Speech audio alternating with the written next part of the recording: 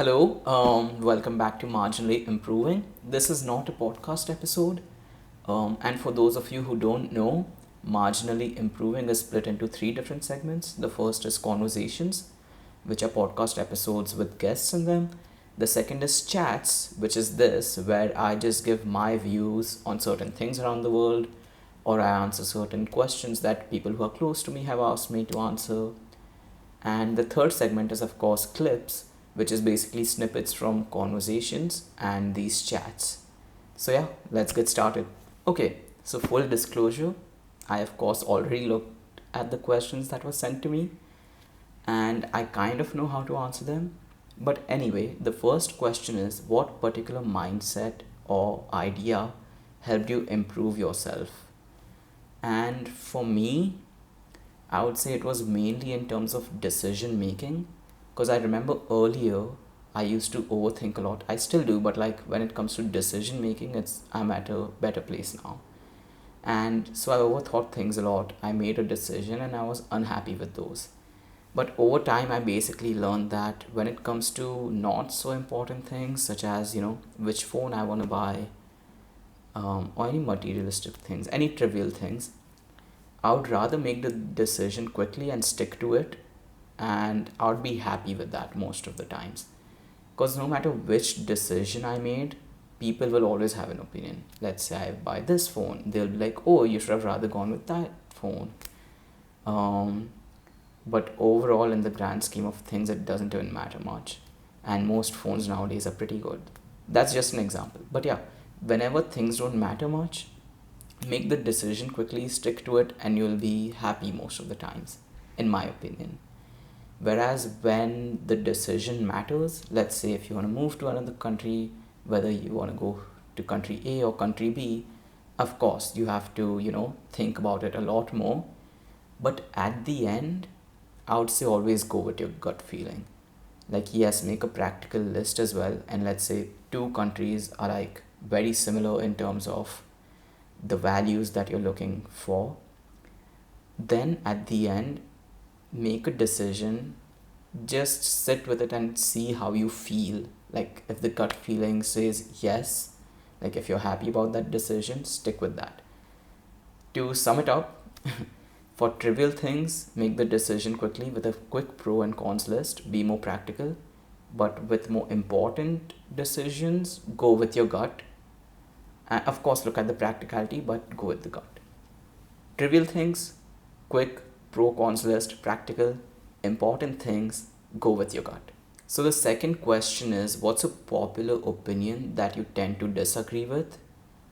And this question reminds me of a conversation I had with someone, a relative of mine who I met recently. And this is with regards to finance. And they told me that if you really think about it, all these finance courses, the charters, CFA, anything that you study, the books, they usually tell you to diversify and not put your eggs in one basket so that you have lower risk and you can get a decent amount of return. But he said something to the contrary. He said that is not the best type of investment in his opinion. And now I tend to agree with that. To summarize, what we discussed was, if let's say you want to invest in a stock, rather than picking 10 different stocks and diversifying your portfolio, why not pick two stocks, or like look into the industries that you're interested in and then dissect them, truly understand them, pick the best two stocks and invest in those. Like, those are your high conviction investments. And yes, there is more risk, but that is how most people would earn the highest return. And since there's high conviction, you think that the investment is amazing, it probably will be, because you've researched into it so much as well. If you keep on diversifying, you'll end up earning a similar return that you get on the market. So yeah, um, take more risks, invest more in high conviction stocks. That is more in terms of finance, but yes, that's a popular opinion. The popular opinion is diversify, but that is the popular opinion I disagree with. The third question is, what are some common mistakes people make when they're trying to form a new routine or trying to stay disciplined or be consistent? And I'm kind of laughing here because these questions are from the people who know me, and they know that if if you know me well, you know that I have a set routine. I love routines. I like to do the same thing every single day. That's just how I function. So this question makes sense, like why they asked me this. And that's why like my opinion probably also has some value to it. And yeah, so when they're asking me what are some mistakes people make when they're trying to get into a new routine or habit or stay disciplined, and the follow-up question was also that do you feel trapped sometimes in these routines? So I'll answer that next, but for now, how people can set up a good routine, in my opinion, is do something that you want to do every single day, rather than, like, if you want to start going to the gym, don't start with like 3 days a week. Even if you want to do that, go to the gym every day. What I mean by that is, work out on Monday, Wednesday, Friday, but every morning go to the gym, like even on Tuesday, Thursday, Saturday, Sunday. That will help you build the routine because you're doing the same action every single day. And what you can do on the other days is like run on the treadmill, do some other exercise, like there's no need to weight lift, and that will help you set your routine. And I think many doctors also use the same philosophy because they know that patients forget to have the medicine. So rather than telling them, hey, have this medicine 4 times a week, they just give you a box of medicines and they're like, have one every single day at night. And of course, a few of them are placebo medicines. They have like sugar powder in them or something. So basically, it's just in order to form your habits, you need to do something every single day. And once you do it every single day, it's a lot easier. For me as well, it's a lot easier for me to do something every day rather than to do it on alternate days. I forget things if I want to do them on alternate days. So yeah, I would say stick to doing something every day. And now the follow-up question about, do I ever feel trapped? I do. It mainly happens because I form superstitions around them. So let's say if I have to wake up at a particular time every day, and right after waking up I have to do a certain thing. If by any chance I wake up at a different time and I don't end up and I miss doing that thing, in my head I'll keep telling myself today is going to be a disaster. Basically, if I don't follow my routine, in my head I'm always like, oh, it's going to be a disaster, things are going to go wrong, the world's going to fall apart. So that's what usually happens to me. But I don't feel trapped in any way because I love the routine life. I would say I would change that from trap to like, what are some cons of having a routine? I just become more superstitious for some reason. And I'm trying to change that though. What I'm trying to do is, rather than a specific activity, I just give myself a range of time that, hey, you can complete it in within this time. So yeah, personally, that's how I overcome it. I make like small changes to it. And yeah, I don't necessarily feel trapped, but that's how I stop forming superstitions. I'm not sure if I answered the second half well, because I stick to my routine regardless. Like, I love it. Routine life is what I'm good at and I enjoy it, and that's why these questions have been asked.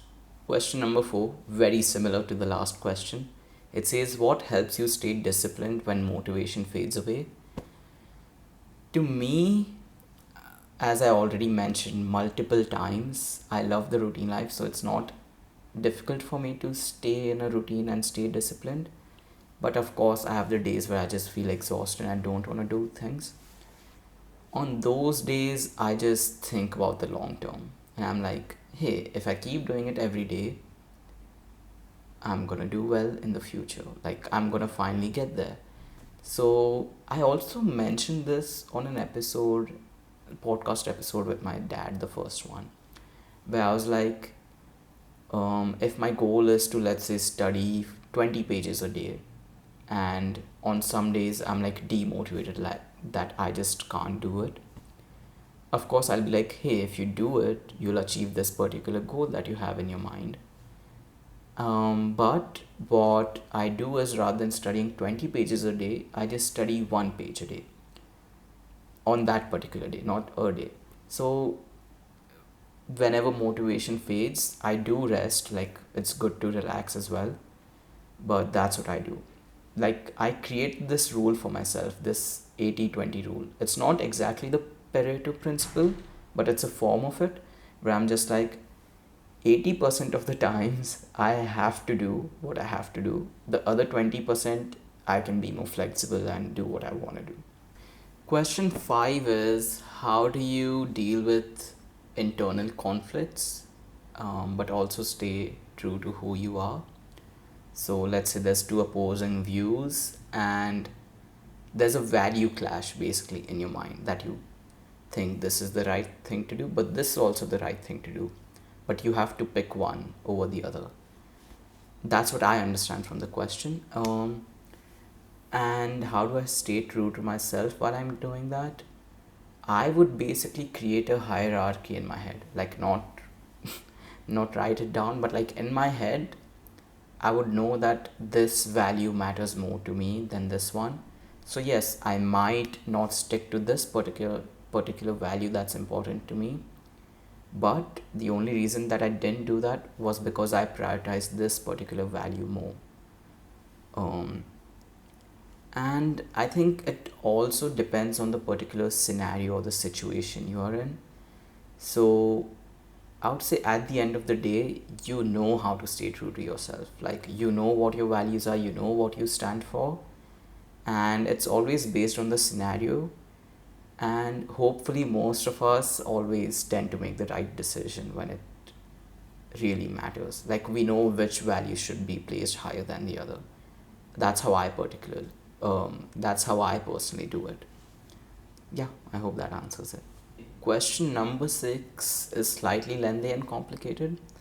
It's basically trying to ask me what happens when your values differ from the community that you're in, and when do you compromise, walk away, or do you stand and fight back for your values? And for me personally, I would always look at how important is the thing in that particular time, like on our hands. Let's say if it's a very, like, something that doesn't even matter to me, I would rather just walk away and be like, whatever, like, it doesn't matter much to me. But for more important things, again, in line to the previous answer, I would always look at what's more important to me. Is the happiness of the community I'm in more important to me? Or is it more important for me to do what I really want to do? And let's say if the community's happiness is more important, then that would lead to compromise. Um, but on the other hand, if there's something I really want to do and I feel like I am right here, the others aren't able to understand me, like there's a value clash where they think a certain thing should be done, whereas I would say no, I prefer this over that. And if I very strongly feel about that, and if I know I'm very certain, and I'm very certain in terms of that, yes, this is the better decision to take, at least for myself, and the decision at hand is super important, then I'll go with my particular decision. That is when I will not compromise. But I would say many times it is a compromise between both, like between the community and you, where the shared happiness, the shared experience of happiness is always more valuable than your personal happiness. But that's my opinion. So yeah, for smaller things, I'll just let it be. They won't even matter to me. For important things, I would look at it in a more logical manner, or like I would see how important it is, and I would compare it to the community's happiness. Let's say my parents like want me to do something, but I don't really want to do it. But if I don't do it, is it gonna impact me much? If not, I'll just compromise and do as they say. But if there's something that I strongly feel about and my parents don't want me to do that, but I want to do it, I'll still just go ahead and do it. So, yeah, you need to have a balance between being selfish, selfless, and sometimes just not caring. For minute things, just don't care. For important things, you have to decide when you want to be selfish versus when you want to be selfless. Question number 7 is, when building communities, how do you make it inclusive for people but at the same time set boundaries? Again, ties into the community aspect from the previous question. And for this, I would say that communication always helps. It has helped me, it helps everyone, I believe, and clear communication. You just want to make sure that everyone's on the same page about what lines cannot be crossed and what lines are okay to cross, like what's fun versus what's overstepping. And I personally try to keep the community as inclusive as possible. So let's say if I have a friend group A and friend group B, which I do, I have like many multiple different friend groups, and I just try to analyze that, oh, I know how these friend groups, how these friends are in a particular group versus how these are. And then let's say there's a particular New Year's party or something, and I want to decide who should come along. I would usually see if the two would club well together or not. And this, I think, more in terms of joining two communities. But in general, I like to be as inclusive as possible. And with clear communication, um, I personally am always able to set boundaries. And you can do that as well. And I would say even make it like multiple different boundaries. You can make it like a yellow card versus red card. A yellow card boundary is like, hey, you did it once, I hope you don't do it again. Whereas a red card, just like in football, is like, too much. You've gone overboard. This is too much for us. I'm sorry, but it feels like you can no longer be a part of this group. That usually doesn't happen because thankfully, touch wood, touch black, um, people around me that I've decided to be friends with or be close to are all great people. And they respect me, they respect each other, I respect them. So whenever they meet each other as well, or when there is a community or a group that's created, usually it's not too dramatic. There isn't much overstepping, or you know, there's no boundaries that are usually broken, which is good. So ideally, you want to surround yourself with great people, and then you want to be as inclusive as possible, and then communicate well about what your boundaries are. Question number 8 is about friendships and relationships. It's basically asking whether you think they are important or do you think they are distraction, especially in today's day and age.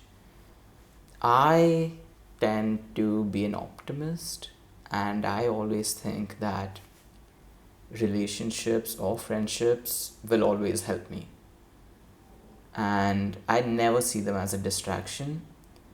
And let's say certain activities like, oh, I'm studying, I can't go out, but my friends try to convince me to.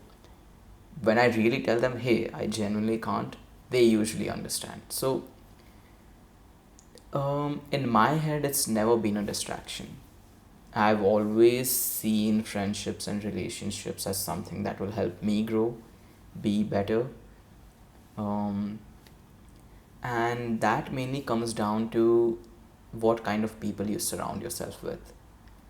So you want to find people who are not just nice to you but nice to everyone. Because let's say if they're not nice to others, there will be a point of time in the future where they won't be nice to you. You wouldn't know how to cut off that friendship or relationship. And yeah, if you surround yourself with the people you know are genuinely nice and you really respect them, they respect you, you'll always have a good understanding. And I don't think it's ever gonna distract you. Like, they'll support you, they'll be like, hey, I understand you want to study, an important exam's coming up. Go study. We'll go celebrate after that. And yeah, I've never seen friendships or relationships as a distraction. To me, they just help us, in fact, be better than where we are right now. Yeah. Question number 9 basically is asking if I ever feel under pressure or stressed because of the constant comparisons that are made and the societal pressure, and how do I deal with the unrealistic expectations that people might have from me. So this is something I've experienced from like very early childhood, to be honest, and I think I do have an opinion on it. Firstly, I'll address the feeling stressed versus, yeah, the feeling stressed part. Of course, when people are making constant comparisons with people around you, let's say your parents or your family or your friends even, you always feel stressed, especially right now when you can see others' lives so easily, especially on LinkedIn. I feel like on LinkedIn, people exaggerate their achievements so much that you would feel like you've basically achieved nothing. But that's not true. Like, everyone's human, everyone's trying to do the best. And on social media, we all know, we all just put out the best parts of our lives out there, whether it's LinkedIn, Instagram, Facebook, Snapchat, whatever. Pick the platform, we are putting our best selves out there. And it's always good to know that hey, that's what they're showing out there.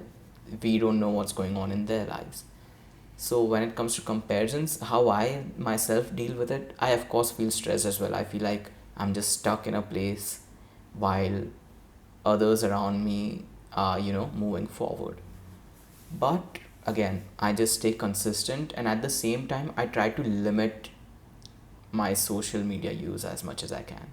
What I personally do is I like delete the Instagram. It's mainly Instagram for me, and like I hide it from the homepage. I don't delete it, but I hide it from the homepage, and I make it a rule for myself that whenever I open Instagram, I have to swipe down, search Instagram, and then open it. If I don't type Instagram correctly, I have to erase it, type it back. But that's just something I do for myself. So yeah, I would say limit the social media use. If there's people around you who even without social media start comparing you to others, I would say take some space away from them and just focus on yourself and just stay consistent.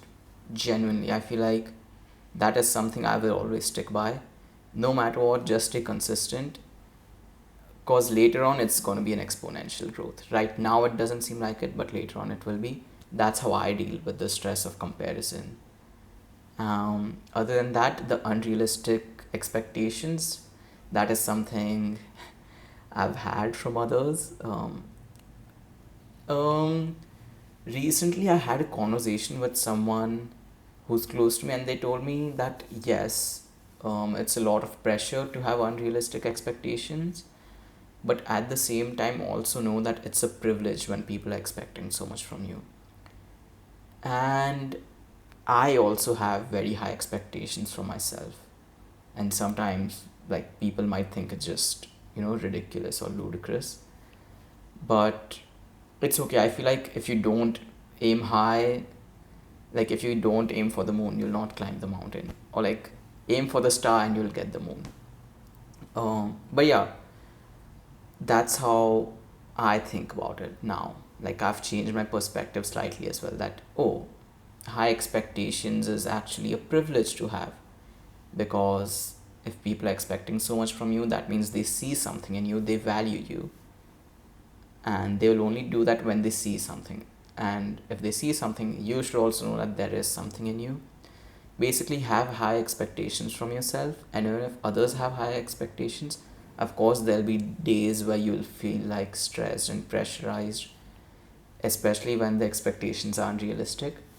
But I feel like with time, you will figure things out and things will work out well. Just stay consistent. That's the key. And try to change your perspective as to not to see it as unrealistic expectations, but as a privilege. And finally, question 10, that's basically how do you define personal growth and what do you do to achieve personal growth? For me, if I was to define personal growth, it would be um, something that I used to find difficult has now become easier.